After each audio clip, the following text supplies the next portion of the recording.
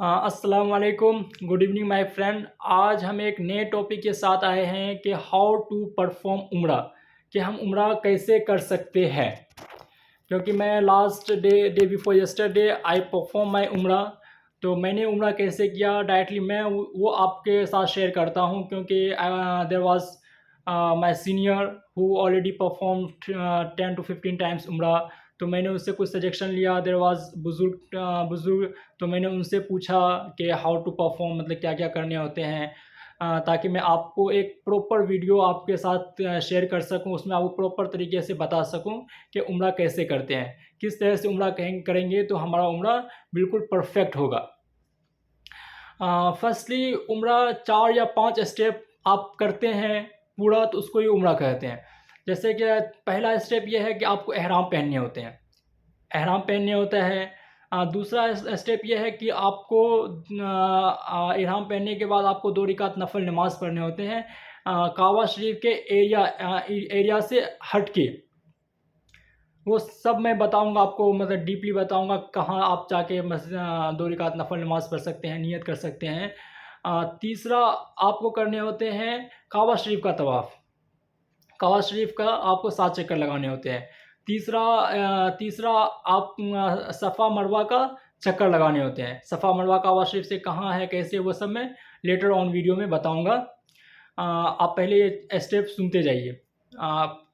Last step होता है कि आप सफ़ा मरवा का चक्कर आपने लगा लिया, फिर आप गेट से बाहर निकले, आपको अपना बाल शेव कराने होते हैं।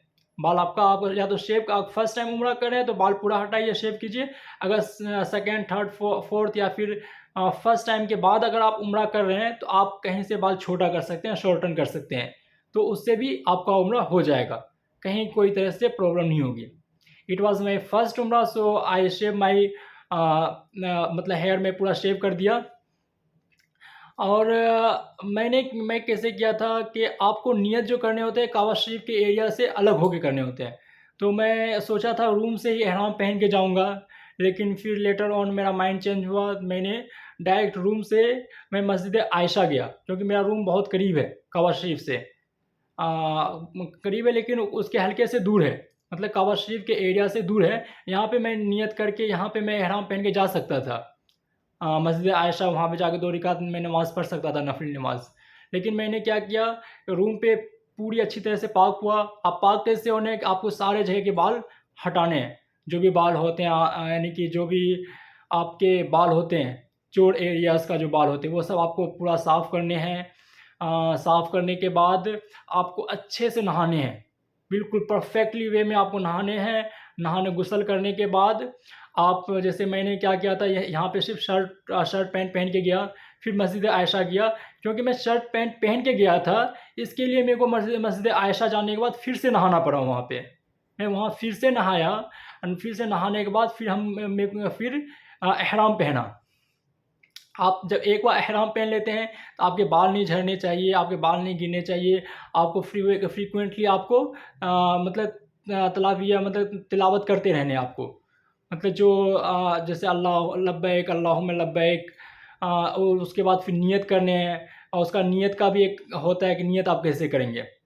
ओके, तो आप यानी कि फिर नियत करने हैं। नियत करने के बाद जैसे मस्जिद आयशा में मैंने गुस्ल लिया। गुस्ल लेने के बाद फिर मैंने 2 रकात नफली नमाज़ पढ़ा मस्जिद आयशा में। फिर वहाँ एहराम पहन के नमाज़ पढ़ा। नमाज़ पढ़ने के बाद फिर मैंने वहाँ से काबा शरीफ के लिए, मतलब नमाज़ पढ़ने के बाद आपको दुआ करने के लिए नहीं भूलने हैं। यू हैव टू मतलब कि मेक दुआ।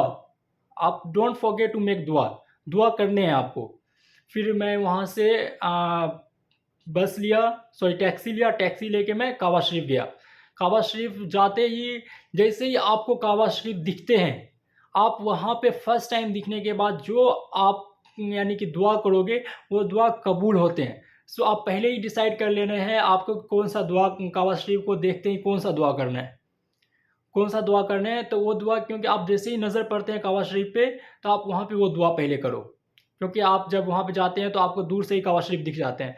तो काबा शरीफ दिखने के बाद आप दुआ करो।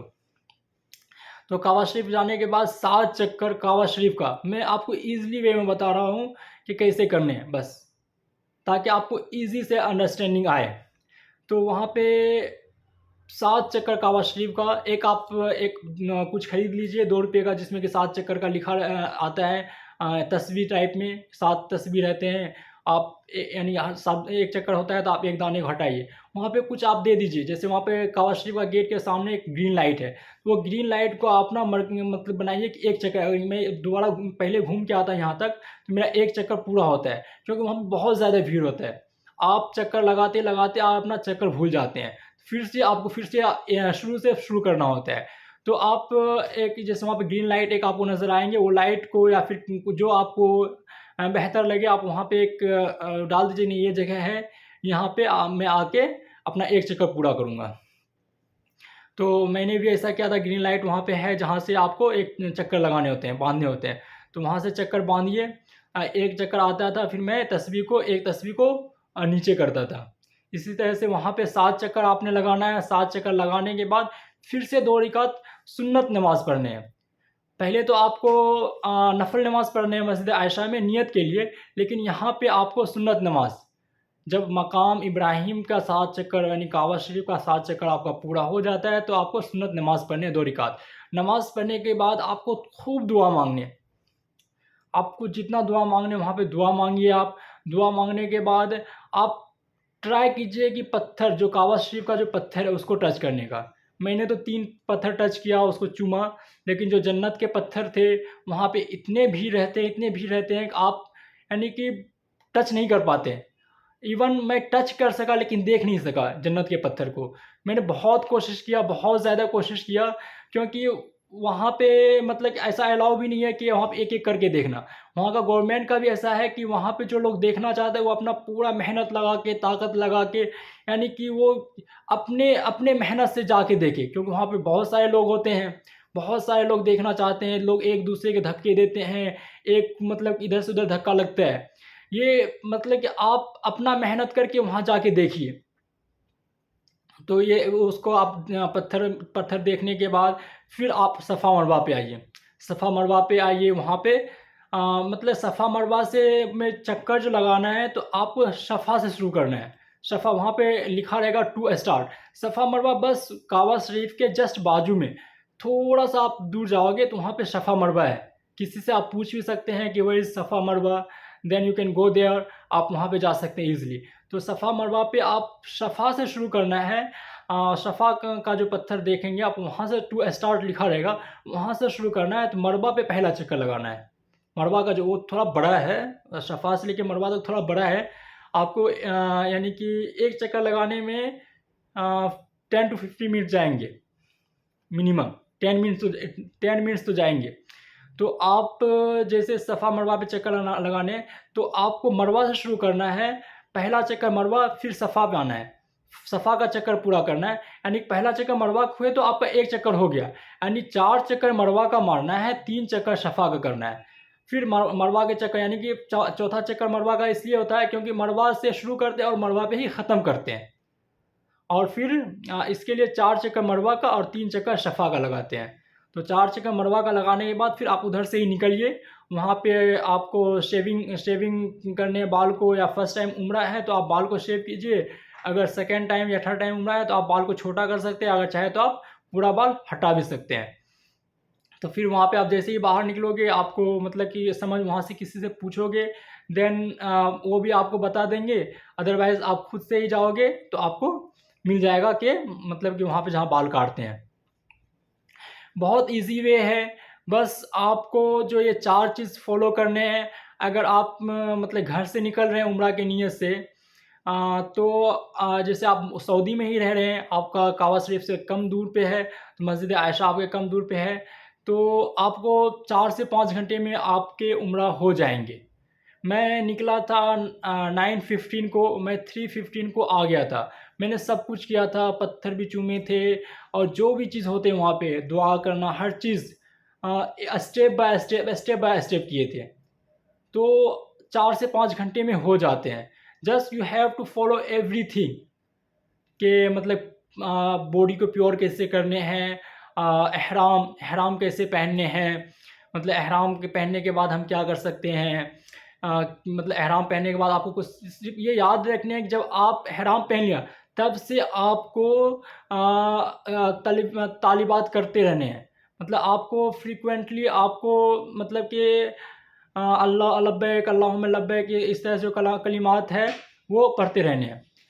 फर्स्टली आप एक और काम कर सकते हैं, जैसे नफल नमाज में वहाँ पे एक रिकमेंडेड सूरह जो है, पहला जो मस्जिद आयशा में जब जाके आप नमाज़ पढ़ोगे, वहाँ पे जो पहला सूरह आप जो रिकमेंड किया गया है कि ये सूरह पढ़ना चाहिए, वह सूरह काफ़िरून, कुल या अय्युहल काफ़िरून। दूसरा रिकात में आप पढ़ सकते हैं सूरह इखलास, कुल हुवल्लाहु अहद, ये सूरह पढ़ सकते हैं। मतलब ये रिकमेंड किया गया, ये सूरह आपको पढ़ने हैं। ये सूरह आप पढ़ते हैं तो मतलब ये एक तरह से बताया गया है कि ये सूरह पढ़नी चाहिए। अगर आपको ये सूरह याद है तो ये बेहतर है कि आप ये सूरह पढ़ें। आई होप कि आपको अच्छे से समझ में आए होंगे। अगर आपको कुछ समझ नहीं आ रहे हैं तो आप कमेंट कर सकते हैं, मैं इंशाल्लाह दूसरा वीडियो इस पे बनाऊँगा। It was first video on उम्रा। मैं 2-3 बार जब 4 बार उम्रा कर लूँगा, फिर मैं आपको अच्छे से गाइडेंस दूँगा कि उम्रा कैसे एक्चुअली करने चाहिए। फिर भी आप जिस तरह से मैंने फ़र्स्ट टाइम किया था उम्रा, मेरे साथ मेरे फ्रेंड थे जो एक्सपीरियंस थे, मैं उनसे पूछ के उम्रा किया था। तो ये एक मतलब ईज़ी वे में ये सही है, आप इस तरह से उम्रा कर सकते हो। चलिए ठीक है, मिलते हैं नेक्स्ट वीडियो में इंशाल्लाह। आप मेरे वीडियोज़ को वॉच करते रहा करें, मेरे चैनल को सब्सक्राइब कर लीजिए। टिल द नेक्स्ट टाइम, अल्लाह हाफ़िज़, थैंक यू।